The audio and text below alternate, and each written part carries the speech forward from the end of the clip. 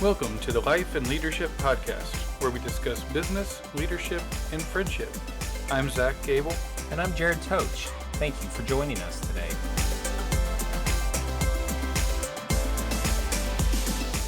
All right, welcome back, everyone, to our podcast. Hello. And this is I feel like this is becoming a normal to say it's a different one, but this is definitely a different one here. I am We've had a lot of different ones. Yes, we have. I am in Oklahoma, and Jared, you are in Kentucky. Is that correct? I am. So we had to do this one virtually, and we are getting very close on our studio. Flooring was finished last week, and the paint is ready, and so we're just tying up loose ends and putting trim in, things like that. So anyway, that's exciting. That's coming along, and we'll be able to work on that this weekend. And I believe, unless something crazy happens, we'll be able to record our next podcast in the new studio. So Awesome. yay. Very exciting. So anyway, the other day, Jared was over at her house, and my wife, Amanda, said that she had listened to our last podcast and about being under construction. And so we decided to ask her, or I did, ask her what she thought of it and if there was any critique or anything. I do that sometimes, quite often, if she's listened to them. And so she said one thing that, and she's said this before, but she said one thing that she thinks would be help would be to kind of give more real life examples rather than just saying to consistently be bettering yourself and growing yourself, but to give some examples of how to always be under construction. And so Jared and I talked, and we're like, yeah, that's a good idea. We sometimes talk on a 30,000 foot level, and we need to bring it down to real life. And what does that look like in the real world? How do we keep ourselves under construction? How do we keep ourselves constantly growing and evolving into a better leader and a better person? And so anyway, that's what we're going to talk about today, is being in construction, but in the real world. Real time. And because this is the second round of this recording, I have no idea where my notes were from the last time. So they're either in my backpack or they are back home where I am not. So I apologize. So we as Jared said, this is our second time around. We actually recorded this, when was it, last weekend, I guess? I think it was, Yeah. And yeah, neither one of us are technology experts. And so we have a great recording of us talking and no audio. So it's really nice. Yeah, it's a wonderful time. So Jared, I do have the notes that, not the notes obviously that you wrote down, but we did text back and forth some notes, and I have those here. So the first thing that came to my mind was asking trusted team members for feedback on how to improve. So again, talking about staying under construction, how do we do that in the real world? And my first thought was, I have a leadership team that I trust their opinion and what they think wholeheartedly. And so I will go to them, or sometimes they just even offer it up without me asking. The other day we had a meeting with a team member, and it wasn't a fun meeting. And Melanie, my executive assistant, she said, you handled that really well, and here's some things that I feel like went well. Here's some things that I feel like didn't go well. And so having the trusted team there to give you feedback, and don't just wait on it, but ask for it. Do you think this was handled correctly, and how could we do this better? And you do have to be careful with that, as I believe, as a leader. You can't be questioning yourself all the time. That makes for a very insecure leader, and insecure leaders make bad decisions based on emotion. So you have to be careful with that. There has to be a good balance. You have to know yourself and your abilities and your shortcomings, but again, I really believe it's a good idea to have trusted team members or trusted team leadership team um, to get that feedback on. So, Yeah, sure. I would definitely agree with that. And I think it's important to surround yourself with people who will provide you, and once again, I say trusted, right? Because everybody has an opinion, right? But you need those people in your world and life that in those spaces who will give you honest feedback. And here's the thing about it is that sometimes that honest feedback and being able to take that honest feedback is not comfortable. But that's usually when it's not comfortable. There's a couple things that are going on when it's not comfortable. Number one, you could have asked the wrong person, right? And so the space that that person is coming from could be coming from like a negative space. So I'm not going to go and ask for honest feedback from somebody who is, I don't want to say not a Jared fan, but somebody who is like, they don't really care one way or the other what I do, what I don't do. And they may even have some negative opinions about me. So like that's not those people like while they can provide some feedback, but there's a lot of caveats that you have to take with their feedback and understanding. And so that's probably not the greatest place to go get feedback. But when you're getting that feedback, like it is a trusted person and it might feel uncomfortable because growing and construction and building, they are uncomfortable places to be in Mhm. a person's mind and world. Um, so yeah, it could feel uncomfortable. Um, but that means usually in discomfort comes growth, you know. Yeah. And now, great, you have an option. You can choose to say, I'm uncomfortable. Why am I uncomfortable? And what am I going to do about this? Or you can choose to say, whatever, forget it, stuff it down and then walk away. But the other thing is too that I think a point you brought up that you have to be very careful about is self-doubt and self-worth. Hmm. You have to ensure that you're not in a space if all of your feedback all of the time from the people around you is always negative, there's a couple of things probably going on. Either you're really poor as a leader, or the people around you are not the right ones in Yeah. place. Yeah. Because like you said, the worst thing you can have is that is to have a completely insecure leader in place. We all have Hmm. our insecurities. I think um, I would put money on that if you say you're not an insecure person, that you're lying. Yeah. Because there is a component of everyone's world and life, and it might not be in business and it might not be in leadership, but there is a space somewhere in your life that you're insecure, right? So I think it's important that we don't exacerbate those insecurities. You don't want to over analyze. I can be an over analyzer. Um, Somebody doesn't respond back, like I think of 1,000 reasons, like what did I do? What did I not do? How am I doing? How am I working?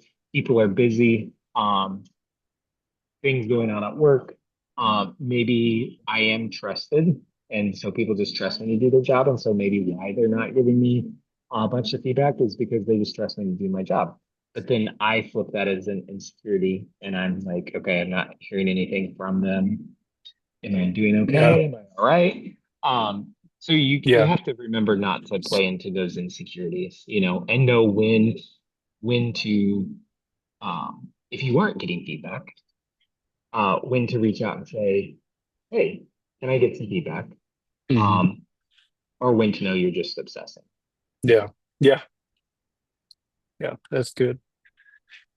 Um, Another way that I have in my own life in my own world here tried to stay under construction is by constantly trying to improve myself by gleaning from the knowledge of others. And whether that be through books, I'm not much of a reader, but I love audiobooks. I can listen to those. Um, but whether it be by books or podcasts, things of that nature that you can learn from, and you can find someone else's either experience or knowledge on it. And one that I've mentioned several times that I actually listen to quite a bit is the Entre Leadership podcast. And I think the reason I like that one um, so much is because it's business owners and leaders calling in, and it's real life scenarios, and it's things that they've been handed, and you can learn a lot from. I tell this to my kids quite often, that sometimes you can learn without having to go through a situation, without having to make the mistake. You can learn Absolutely. from someone else's mistakes or from someone else's wins. You can learn from how they have succeeded. And so flooding yourself as much as you can with um, materials from other people, podcasts like this. um, this Well, I is don't know. That's true. well, this is, and we said this in the beginning, we don't claim to have all the answers, but what we're doing is we're growing and we're trying to help others Wow. that you have a fly. We're growing and we're trying to help others that are trying to do the same thing, grow in their leadership, and in business, and in the education world. Um, so anyway, that we're not sitting here saying that we have all the answers, and that if you just listen to this podcast, you'll know everything you need to know Yeah. about business. Well, so I think there's something to be said for somebody uh who tries to who basically puts forth an effort to learn new things and to reach out in whatever way, shape, or form to learn new concepts, new ideas, new practices, new theories, um, all of that. Because people who are tend to be, and maybe this is a very narrow statement, but people who are very closed-minded and tend to be like, I don't want to say negative, but not open to growth and not open to learning are typically people who don't embrace new thoughts, new ideas, who don't ever get outside their box. Are usually the people who automatically poo-poo the next idea that was brought to the table, who Hmm. automatically say those things like, well, that won't work because, or no, we've never done it that way, or we've always done it this way. Um, those people tend to be the ones who are not reaching beyond what knowledge they've already gained. Yes. Um, Yeah. and those are the people who just stay very fixed mindset. Um, and and if you notice yourself, so I think we all get there, right? We all can go through those phases in our life, but if you notice yourself saying phrases like, um, like that idea is just dumb, or why can't we just keep doing what we're doing? Like, you might want Hmm. to just do a double check and just say, like, when was the last time that I stretched my thinking? When was the last time I thought outside of the box? When is the last time I just listened to what Yeah. somebody else had to say? Yeah. Because and once again, it's that growth mindset and understanding that like there's always ways of growing. If you look over the span of humanity, uh, thinking and new ideas, um, if whoever is in power in charge could limit whatever it was from a religious standpoint, from a secular standpoint, from an access standpoint, if they could limit what people had access to in terms of knowledge, the more limits they put on, the more narrow-minded people became. And that's Hmm. and I mean you can look across them, not to get political, but you can look across regimes across the world. In those places where people have few liberties are places where there's limited access, right? So Hmm. bring that down to a scale in your own world and life. And if you choose to just live inside this narrow box, of where you get your information from, Yeah. so to Yeah. speak, um, Well, and you brought this up. you're not pushing yourself. Yes. And you brought this up and challenged me the first time we recorded this. this podcast, Oh, and well, I I didn't know mentioned, that. yeah, because I mentioned that I listen to business and leadership Yeah. books and podcasts and things of that nature. And you challenged me and said, that I'm going to push back on you there and say that you need to expand your horizons and listen to more than just what you're comfortable with. Listen to things in other industries or other fields and that's so true that you can get so tied up into your little world and Yeah. the realm that you're comfortable with. Hmm. And same with asking for feedback. You Yep. can go to the person that you know is going to give you positive feedback and ask them, but I want true feedback in order to Yep. grow. And everybody has that little corner of people that they know that if I ask them Yeah. how I did, they're going to say, "Hey, you did excellent. That was awesome." Yeah. But I don't want that. I want truth. I want to know Um, where can I improve. yeah. Well, and the thing is, if you are a true leader and you have people asking you for honest feedback, you're going to know um, how much is too much, how much like what to say, when to say it, like, because you're going to know that person. Hmm. And you're going to know how to balance the types of feedback that you give that person. So it's um, not to stifle the growth because you overdid the needs improvement portion, but also Hmm. not to stifle the growth because you simply just basically told them they're amazing. And so then there's nothing to work on. And I Yeah. would say, like, this is a whole philosophical conversation that we could have. I would say our society in general does not embrace the idea of, um, uh, I don't know how to say this, but like cognitively complex thinking in terms of um, challenging our own thinking. It's very much here's the answers, here's what you need to do, here's how you need to do it. Boom, boom, boom. Like it's very failure is not a good thing, I Yeah. should say. I guess that's what our society oftentimes pushes. Um, no, Yeah. stupidity is not a good thing, right? Hmm. Uh, that's what's not a good thing, but failure is not a bad thing, and it shouldn't be seen as failure. Yeah. But we Yeah. get in our minds that when we do something, or we have got in our minds that when we do something and it doesn't work out as planned, that that's failure, and then okay, well, that didn't work, so now I'm never going to do this again, right? Yeah. Well, that's not the case. Sometimes failure is the best teacher. Oh, you learn from things. You learn what Yes. to do. You learn what not to do. You learn how to change. You learn who's in your corner, who's not in your corner.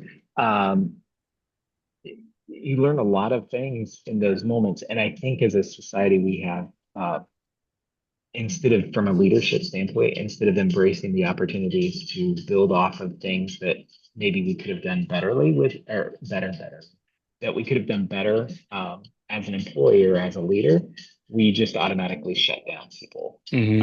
Instead of like saying, okay, so what was it you didn't understand? Or, oh, yeah, that actually the way you did that, that's not how the company's typically done that. But you know what? Let's talk about that because that may actually be, there may be parts of however you handle that situation that may be how we need to handle it in the future. Yeah. So I think in general, our society does not typically lend itself to um, have flexible thinking, I should say. Hmm. And I could get on a soapbox for hours about education and such like because we do not, within the four walls of education. I don't need to go there anymore, but it isn't allowed. Like children are not allowed to think. Um, Yeah. they're not allowed to experiment and share their thoughts, their ideas, to be researchers. Hmm. They're seen as empty vessels. Some people like to say that people want to pour into, right? Um, and fill up when they're not empty vessels. They actually come with a lot of thoughts and thinking. Um, Hmm. but we don't view them that way. But the same thing is true about ourselves. So we have to be willing to share what we have in us. And then if you think about like your vessel is full of thoughts and ideas, and then someone else comes and shares another idea, it might displace something that is in your vessel or in your knowledge realm. It might displace something else, but it also puts another thought or idea, and then it creates something new inside. Yeah. So I Yeah. don't know. That's just another way of thinking about it. I don't know how Yeah. Yeah. So one other thing that you mentioned in our notes was enjoying the journey. And I think you to. may have touched on this. I don't know. Now I'm getting our No, I did. podcasts all mixed up here. Um, but enjoying the journey. Did you touch on that yet today? I didn't touch on it today, but I think that's a piece that I've really tried to embrace the last couple of years. And once again, that goes back to that flexible thinking, thinking outside of the box, not seeing failure as a bad thing, and not seeing it as Hmm. failure, right? But seeing it as a way of learning and growing. Um, because if you are constantly seeing everything as a failure, as a negative, it's like you um, become obsessed with everything around you, and you don't look around and notice the beauty Yeah. in how you're evolving as a person. And Yeah. so, like, even through the hard times, the rough times, the good, the bad, the ugly, right? Um, looking around and finding the beauty of the journey that you're on. Hmm. So like there's this beautiful piece of like you're not the same leader that you were 4 or 5 years ago. Hmm. Um, and you can either bemoan and begrudge that, or you can look back and see like, wow, like there's like I've really grown, I've really um taken leaps and bounds here and there, and I've got some more work to do here. Um, and you don't become obsessed with it about what you haven't done or what you have done, but you enjoy it. You enjoy the Yeah. fact that this is a journey and life is a journey, um, not a destination. Right? Yeah. It's about a journey. Um, and I think that's the key, understanding that like we're not you will never arrive. And if you Yeah. always think you're going to arrive, then you're always looking for that next spot and that next thing. And then when it doesn't show up, there's great disappointment. And so then the joy is gone, you Yeah. know. Yeah. Um, but rather celebrating the journey, Yeah. celebrating the life that you've been given. Um, Yeah. Being know that, thankful. yeah, yeah, Yeah. being and yeah, taking joy in learning and growing, and not Hmm. seeing like you have a choice of how you deal with your pain. Um, I'm speaking to somebody who's had a stroke, but you know this, right? Yeah. Yeah. You can say like you can bemoan and you could keep grumbling about the fact that you had a stroke at 33 or whatever it was, um and it could be this big mar on your life, or you can embrace that as a part of your journey and still have joy in the journey, you Yeah. know. Yeah. And it's a part of making you who you are today. Yeah. Yeah. Um, Exactly. And there's nothing, I think I, I've probably said this so many times to people that you can't you can't change what's already happened. When I no, had my stroke, I had a stroke, a major stroke, and it was done. There was nothing I could change. I could just do what I could for right now and for my future. And and so there's no reason in being mad. There's no reason in being questioning everything. And it's just yep. you Well, take it one day at a time. think about all the stuff that in life that you'd miss out on if you constantly lived in failures, mistakes, or constantly lived in the space of like, oh, woe is me, I had this stroke and all that kind of stuff. Instead of like taking that as a testimony for the amazing things that have happened in your life, Yeah. as, Yes. as a way that like your life, it made you rethink maybe things in your life and to reevaluate priorities, and like maybe it made you a better person. I don't know. Like I don't want to speak for you, Yeah. uh, Most definitely. Yeah. but you know what I'm saying? Like so you have the option. So I think as a leader, like you really have to enjoy the journey. Hmm. Um, and know that not every day is easy. So if I can, I'm going to. This isn't a religious podcast per se, uh, but I am going to use a scripture here that I've used several times before. It's that word is a lamp unto my feet and a light unto my path. and talking about the Bible. And I've, for several years, I can't remember how long ago it was, I wrote down notes on that scripture stating that the lamp is to your feet. It's right where you are right now. And the light is to your path. It's to where you're going. There's nothing in that scripture that says there's a lamp back behind me to shine on my past. God's Mm, not worried about your past. God's not worried about my past. He's worried about where I am right now and where I'm yeah, going. And so that's, you have to, in my opinion, you yeah, have to live that way. You can't change the yeah, past. You can change where you are right now, and you can change where you're going in the future. And that's where as I mentioned before, that's where I woke up 3 years ago, and or however long ago it was, and said, I'm a horrible eater. I need to fix, I need to fix my way of thinking and fix my leadership and fix what I'm doing if I want to see this business prosper. And maybe that's where some of you are, is that you're kind of in this wake up stage. Well, yeah, don't pay attention to your past, to what you've done, but just go from here and go forward. Figure out you what can't. can I do better. Yeah, you can't change yesterday. All you have is the moment and now, right? And Yes. living, and then you have the light forward. It's not a it's not a high beam spotlight that shows you exactly, right? It's just a light forward. So as you move forward, yeah, the pathway gets lighter. And Yeah. you might see some like, oh, like here's some things for my future. Here's some stuff that I'm going to do in my future. That might begin to unfold, but it's not like if you focus 100% on what you see ahead, um, you miss the joy in what is now, Yes. even Yes. in whatever it might be. I remember we were on a vacation one time. I was so busy taking photos of everything. And somebody reminded me, and I know this is a very common thing now, like people talk about, is that you get caught up behind the camera and then you miss the beauty around you, right? Yes. Because Yes. you get caught up in the screen. And I thought, you know what? Oh, I know. We were in London. And one of the things I said to myself, I said, you know what I'm going to do? And yes, I want to look back and I want some photos and I want photographs and I want those things. But um, I want to remember in my mind Yeah. all these things that I have seen. Hmm. I want to have the memory here so like you can get so focused on like tunnel vision as they call it, right? That you Yes. miss the Yeah. beauty in the moment, you Yeah. know. You know what, as we were talking, this kind of jumps topics a little bit, but one thing I thought, Oh, like if we I always stay on topic. You can't get off topic. We always always stay.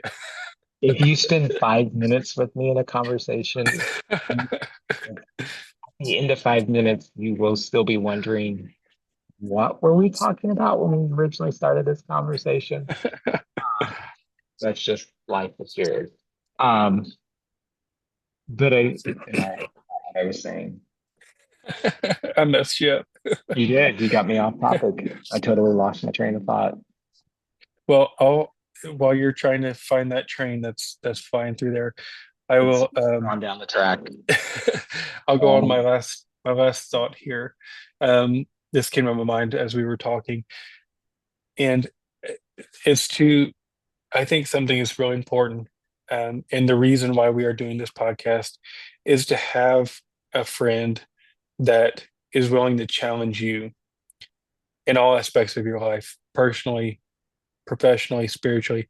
Have a friend that's willing to challenge you. It could be your spouse, could be your best friend, could be whoever. Hopefully, your I wish spouse I is had your best somebody friend. like that. But it could, yeah. But that's the reason we're doing this podcast. Is Jared was willing to challenge me and say, we need to do this. And I don't know how long you kept saying that, but um, we finally started doing it. But um, someone that is not with you every day in your professional world, someone that's not um, someone that you can just kind of grow used to um, their day-to-day interactions, but someone that you can trust to kind of push you a little bit. And I said not just in professional, but in your personal and in your spiritual walk. um, someone that is willing to step out on a limb and say, hey, maybe this is something you should try, or have you thought about this, or um, have that person in your corner. Again, not we're not looking for a yes man or a yes woman. Right. We're looking for someone that is willing to go against the grain a little bit Mhm. and get you out of your comfort zone. And again, that's why we are here right now. Yeah, absolutely. So I did remember my thought. Oh, we And found the train. I had to keep my fingers crossed because that usually will help me go back to it. So one of the things and this is just real life practical, like this is just being very plain, so to speak. It's nothing earth shattering or rocket science or anything like that. But if you find yourself as a leader, as a person, as an individual, as an educator, as a whatever you are, whatever your role is in life, as a nurse, as a doctor, whatever it is, if you find yourself being the only right person in the room, The only what? um, right person in the room, you might stop and think about it. And you might stop and think about what am I not seeing here? What am I missing? And I'm not Yeah. saying that there are times in our lives and parts of our journey that we go into spaces and we're in places where we're just like, whoa, like I don't belong here. Like this isn't where I'm meant to be.